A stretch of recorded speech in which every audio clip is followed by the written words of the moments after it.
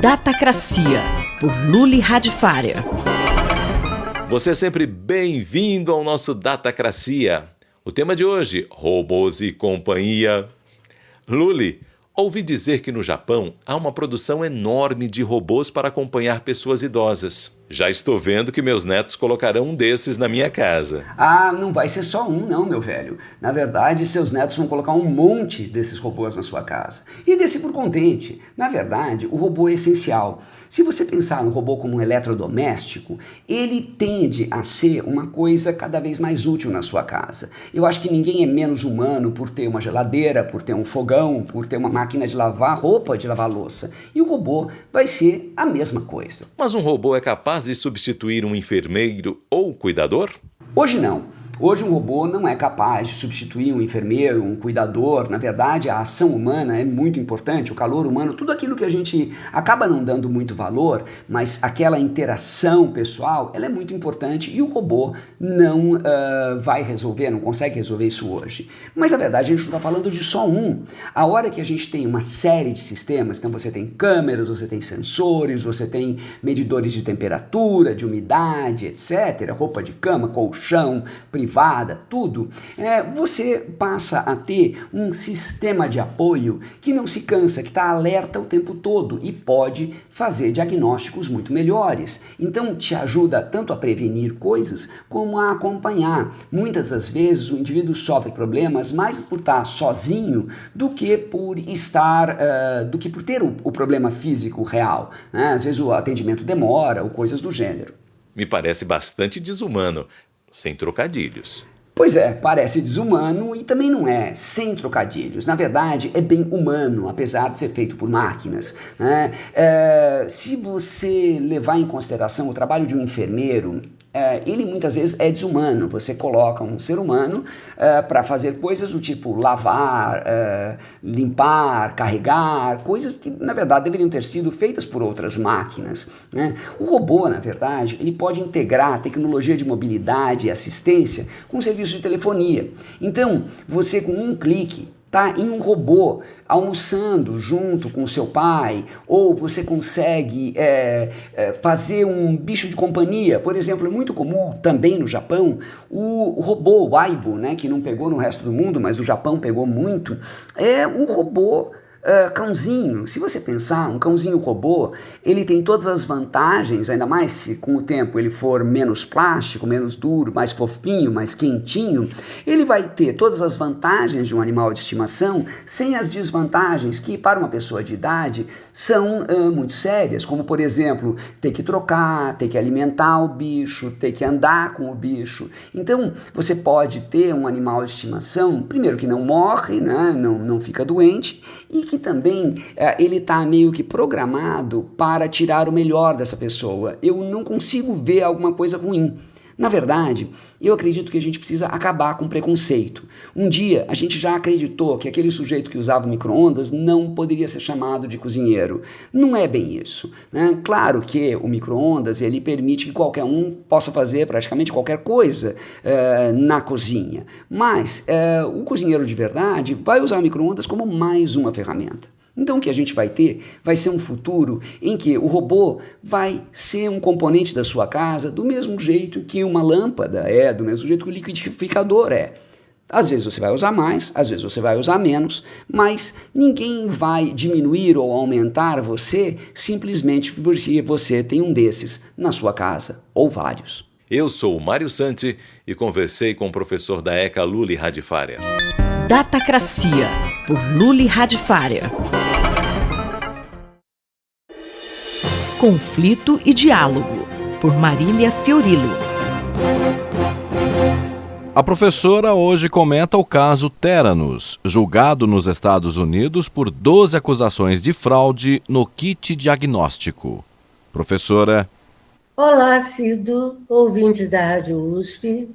Nessa semana, nós ouvimos declarações estarrecedoras sobre uma operadora de saúde que usava pacientes como cobaias, diminuía o oxigênio daqueles que consideravam casos perdidos e cujo lema era: óbito também é alta, pois a morte disponibiliza leitos e lucros. Muita gente fez paralelos com os experimentos nazistas. Eu gostaria de abordar outro aspecto menos macabro que envolve esse caso, que é o das empresas que impõem internamente a cultura de seita. Eu estou me referindo ao caso Theranos, que começou a ser julgado agora nos Estados Unidos. A Theranos era uma empresa do Silicon Valley, que é a meca da tecnologia, que prometia revolucionar o sistema de saúde americano com uma máquina que, através de uma única gota de sangue, diagnosticaria centenas de doenças a um preço infinitamente mais baixo. A sua fundadora, Elizabeth Holmes, uma jovem que tinha desistido do curso de engenharia em Stanford para realizar o seu sonho de, abre aspas, ser bilionária e mudar o mundo, foi aclamada como um novo Steve Jobs em inúmeras capas de revistas, como a Fortune e até na respeitada New Yorker. Em 2014, a sua empresa valia 9 bilhões de dólares. Holmes vinha de uma família de posses e, como costuma acontecer nesse mercado que é essencialmente especulativo, no qual o marketing está acima dos fatos, ela atraiu investidores peso pesado, como o ex-secretário de Estado George Shultz, Henry Kissinger, o general Mattis e o magnata da mídia Rupert Murdoch, muitos deles constando no conselho consultivo da empresa. O que não se sabia era que todo o esquema não passava de uma fraude. Nos andares arcarpetados do prédio da Theranos, parecia que estávamos no melhor dos mundos. Mas no subsolo onde estavam os pesquisadores, nada funcionava.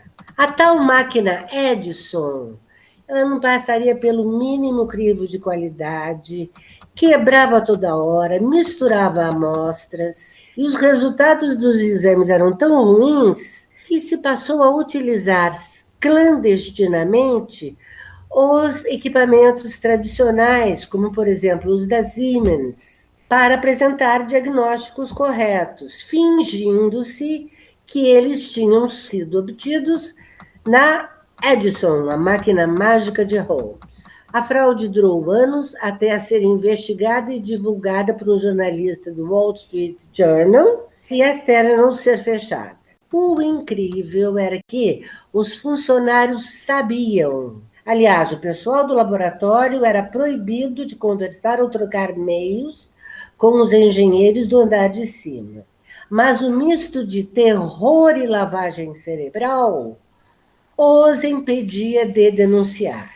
No documentário The Inventor, Out of Blood in Silicon Valley, baseado no livro do jornalista, uma das cenas mais chocantes é a dancinha exultante dos funcionários da firma após um discurso delirantemente comemorativo de Holmes. Nessa cena se confirma que não basta a intimidação para calar o subordinado, mas a lavagem cerebral, a reiteração da mentira, de slogans e de hinos, no melhor estilo duplo pensar de George Orwell, são altamente eficazes. Hoje, Holmes, 37 anos, e seu sócio Sunny Balwani, 56, estão sendo julgados nos Estados Unidos por 12 acusações de fraude do kit gotinha e podem pegar 20 anos de prisão. O valor da Theranos, que era 9 bilhões de dólares, caiu para zero em 2018.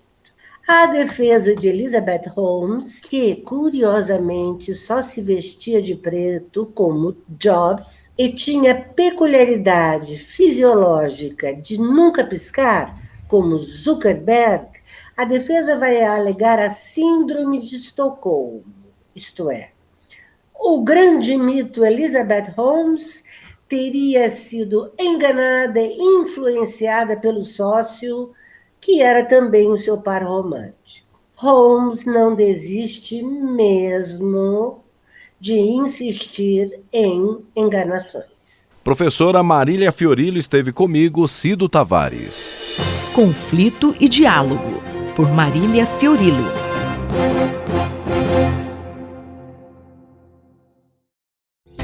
Ciência e Esporte, por Paulo Santiago.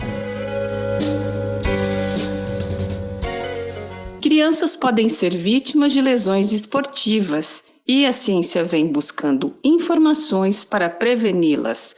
Este é o assunto desta edição do Ciência e Esporte. Olá, ouvintes da Rádio USP. Selecionei 2 trabalhos, um de 2018, publicado no Journal of Science and Medicine in Sport, que fala sobre como desvendar porque algumas crianças correm mais riscos de lesões esportivas e o que podemos fazer a respeito desse tema. O estudo aborda principalmente a questão relacionada a um tema muito importante, que é o biobanding. Esse biobanding é o processo de agrupar as crianças de acordo com atributos, com categorias associadas ao seu crescimento e maturação, ao invés de colocar relacionado à idade cronológica. Como, por exemplo, colocar todas as crianças de 9 anos de idade para jogar com crianças de 9 anos. A gente sabe que tem diferença na maturação e no crescimento, então a ideia é agrupar de acordo com as características, as valências físicas de cada um, e não em função da idade cronológica. Eles mostram que crianças, por mais que pareçam inabaláveis, ou que não se machucam, existem sim casos de lesões e é algo muito importante que deve ser investigado. O outro estudo, que é feito com crianças que jogam futebol americano, os pesquisadores, de forma interessante, criaram um dispositivo de simulação, que é um colete peitoral, capacete e colete cervical, que ajudariam a proteger aos choques, então aos contatos que existem, principalmente os que são no tórax ou na cabeça.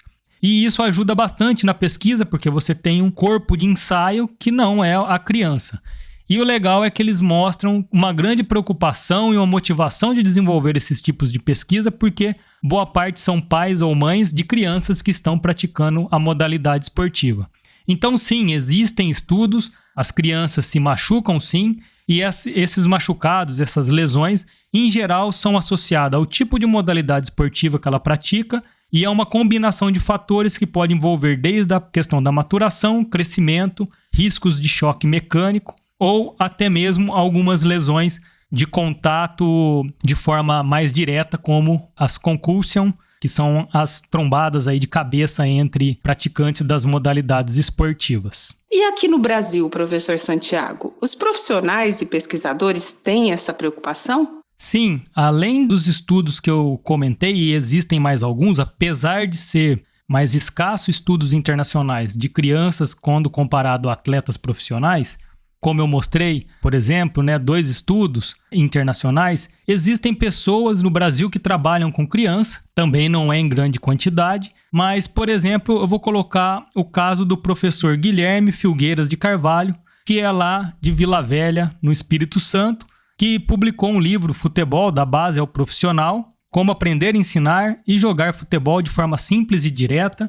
E nesse seu livro e também em conversas que eu tive com ele durante um evento lá em Vitória, no Espírito Santo, ele já demonstrava desde o passado a grande preocupação de bolas altas que geravam situações de cabeceio no futebol e além da questão do cabeceio, dos jogadores correrem olhando para cima com a bola alta, que possibilitava, no caso de jogadores iniciantes ou crianças, que trombassem e ocorressem os choques de cabeça. Então, ele é um grande defensor que no início da prática esportiva, as bolas altas devem ser evitadas e que a bola permaneça mais no chão possível, para que o jogador em fase inicial evite de ter esses choques, esses traumas de cabeça batendo quando a bola está para cima, porque a gente já imagina, quando alguém vai correr, olhando para um objeto que está no alto, você não presta atenção ao seu redor, nos companheiros. É lógico que isso deve ser desenvolvido ao longo do tempo, porque é uma situação específica do jogo, bolas altas, mas ele tenta evitar e demonstra grande preocupação dessas bolas altas nas fases iniciais para crianças. Então fica aí um alerta aí que já foi dado pelo professor Guilherme Filgueiras de Carvalho, lá do Espírito Santo. Obrigado e até a próxima coluna. Ouvimos o professor Paulo Roberto Santiago, da Escola de Educação Física e Esporte da USP em Ribeirão Preto. Rita Estela para a Rádio USP. Ciência e Esporte, por Paulo Santiago.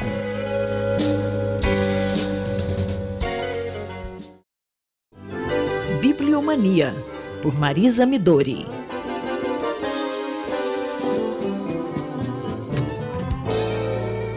Bom dia, professora Marisa Midori. O assunto de hoje é uma obra rara do livreiro Herbert Caro, não é? Bom dia, Cláudia. Bom dia, ouvintes da Rádio USP. Hoje eu gostaria de compartilhar com os meus ouvintes a leitura que fiz de um livro raro. Raro, não só por se tratar de uma brochura esgotadíssima e de difícil acesso, mas também por seu autor e pelas condições como ele se apresenta. E eu explico. O livro é de Herbert Caro e tem por título Balcão de Livraria. Foi publicado no Rio de Janeiro pelo Ministério da Educação e Cultura em 1941. Para os amantes da literatura alemã, a notícia certamente lhes parecerá muito singular. Isso porque Herbert Caro foi um tradutor muito ativo e fundamental desde os tempos em que a editora Globo de Porto Alegre publicava seus clássicos da literatura universal, enfeixados na famosa coleção Biblioteca dos Séculos, de 1941 a 1954. Aliás, o advogado berlinense, que sabia escrever bem em português, fez parte de um grupo seletíssimo de tradutores assalariados, contratados pela editora Globo. Na época, e ainda hoje, isso era bastante incomum. O mesmo talento que tinha Caro para a tradução e o mesmo domínio que tinha sobre a língua portuguesa, como uma vez declarou o próprio Érico Veríssimo, não se repetia nas questões relacionadas à livraria. Pois é, professora, porque o livro em questão se chama justamente Balcão de Livraria. Se não é uma ficção, então o tradutor tentou ser livreiro? Isso mesmo. E ele começa o livro com uma confissão. Tomado pelo amor aos livros desde a infância, decide ser livreiro. Isso aconteceu com alguns bibliófilos que não demoraram a concluir que vender e colecionar são dois prazeres bem diferentes. Lembremos o caso de José Mindlin, o grande bibliófilo brasileiro, e a prestigiosa livraria Cosmos. A intenção era das melhores, criar na cidade de São Paulo uma livraria de altíssimo padrão. Porém, para cada edição vendida, vinha a dor de se desfazer de mais um volume que poderia ser depositado nas bibliotecas dos sócios da livraria. Mas a narrativa de Herbert Caro, apesar de não se esquivar das agruras do ofício, nos conduz por uma prosa saborosa de quem olha o mundo do balcão da livraria. Para concluir esta coluna, sigo com o autor.